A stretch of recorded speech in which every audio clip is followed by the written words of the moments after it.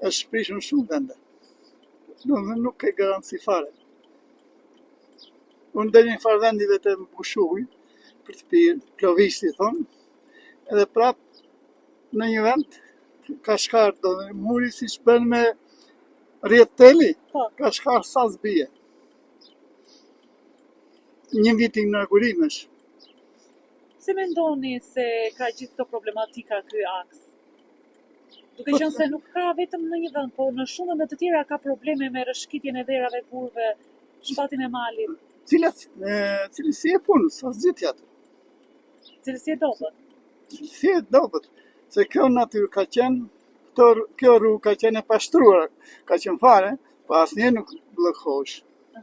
Se unë kam përvojë nga mosha, se vetëm cilësi e punës, asgjë tjetër. As forca natyrore, asgjë. A kanë siguri drejtuesit e mjeteve? Dora e njeriut, asgjë tjetër. Kanë siguri drejtuesit e mjeteve të shkojnë në këtë aks?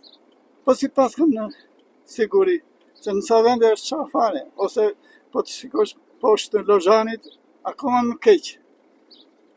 Që në kthesat janë bërnje.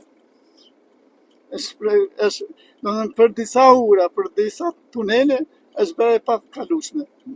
Makinat e vogla, mos llogarit dalikat, domethënë. Dhe kur bëhet një rrugë, bëhet për gjithë mjetet. Kështu që dje u ktheva nga Durrësi dhe ishte shumë e vështirë. Që e kam njojtur këtë rrugë që më parë, po ishte shumë e ngushtë. Mezisht këmbeshin 2 vetura të vogla. Ka pasur trafik? Trafik jo edhe shumë, ditën e parë siç e dini që u bllokua, po dje jo edhe shumë, se ishin të ndaluara trailerat apo autobuset mëdhenj. Në fjalë, ishte shumë e vështirë. Ndërkohë, sa i përket edhe dëmtimeve të shumta që ka pësuar rruga? Po, kishte edhe dëmtime, kishte në shumë gjatë aksit, kishte shkëputje, shqarje. Shumë e lodhshme, po s'kishim çvenin. Nga do kalonja, do kthesha këtu. Kështu që e morëm atë risk, çfarë bëni? Po shumë e vështirë. Sa orë ju është dashur që nga Durrësi të vini në... Nga Durrësi 4 orë. Në Maliq? Po, që erdha në Maliq. Po aksi më i vështirë, ose që ishte pjesa në Mollë Grabovë, që quhet, ajo është shumë e vështirë. Shumë e ngushtë, me kthesa shumë të mbyllura. Relativt sa për një makinë mund të kalojë, jo.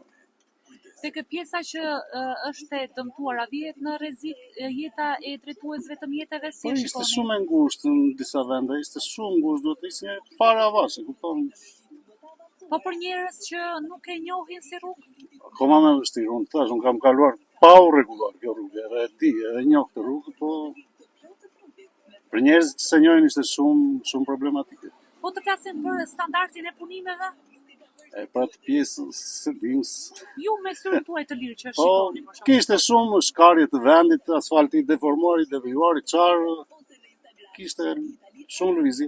Deri në sa reduktohet shpejtësia? Me 20-30, biles kishte vende që duhet ndaloj një fare, që t'jap një rrugën tjetrit, e kupton, ishte shumë ngushtë. Ju falenderoj. Jam shofer prej 40 vjetësh dhe kam udhëtuar në për rrugë brenda Shqipërisë. Kam udhëtuar shumë, po. Është gjunat udhëtosh në këtë rrugë me këto parametra. Nuk kam parë në një rrugë kaq të dëmtuar. Edhe me këtë cilësi që janë bërë thjesht për fushat elektorale, janë mbyllur. Dhe kjo rëndon? Kjo rëndon në kostot e qytetarëve, në xhepat e qytetarëve. Ne i pagojmë taksat qytetarët, të gjithë shoferët i pagojnë taksat. Një për një, po rrugët janë me cilësi shumë të dobët. Duhet thënë se shfaqen edhe rrezik për jetën e qytetarëve. Normal që shfaqen rrezik.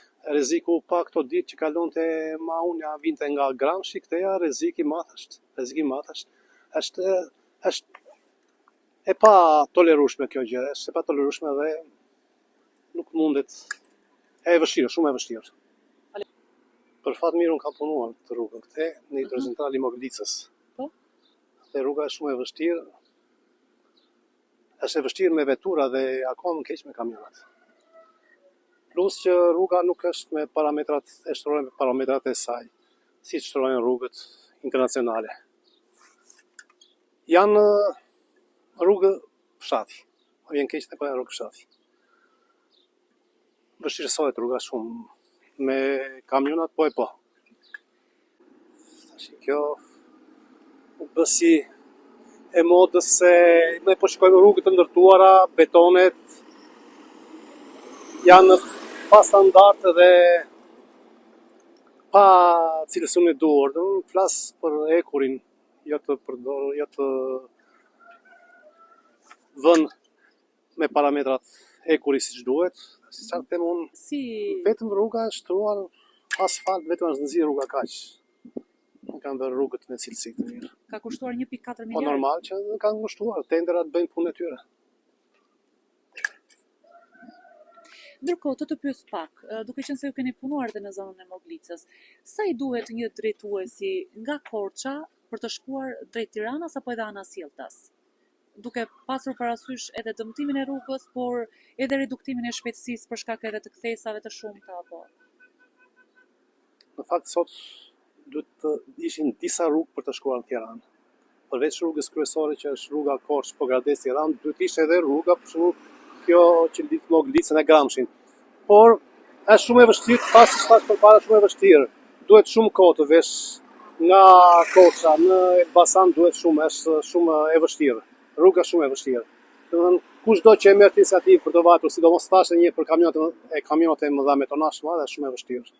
Shumë e rrezikuar për detusat të Po, duhet thënë se të paktën është e vetmja rrugë për të shkuar drejt Tiranës apo Anasjelltas. S'ke që bën? Dëmi që shkaktohet në ekonomi është i madh, Po normal që është i madh. edhe në biznese dhe Ka e din vetë, llogarit i bëjnë vetë, kushdo i bën llogarit vetë, është rrugë jashtë standardeve. Është rrugë brenda rrugë fshati. Mos themi rrugë që lidh nga një qytet me një qytet tjetër, nuk mund t'i thuash. Është rrugë fshati. Unë kam punuar vetë dhe e di pjesën e rrugës Moglic Lozhan, e di si është ndërtuar. Me çfarë parametra, e di. çfarë parametra? Parametrat, tendrat e kanë shkatruar. Faleminderit. Faleminderit juve.